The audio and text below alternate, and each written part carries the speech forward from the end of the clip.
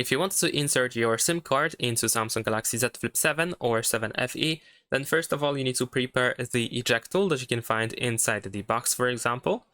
Now, if the phone is closed, then you can find the SIM tray over here on the right side. You can also find this hole on SIM tray, and we need to insert the eject tool into that hole. So let's just put it in like this, and then use a little bit of force in order to make the SIM tray pop out. Once it sticks out just slightly, you can use your fingers or fingernails in order to completely remove the SIM tray from the phone. And this is how the SIM tray looks like. You can tell that this is the front by, for example, this triangle over here.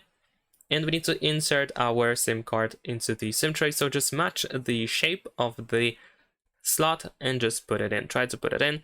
And be careful because it is quite easy to actually lose and drop and lose the SIM card.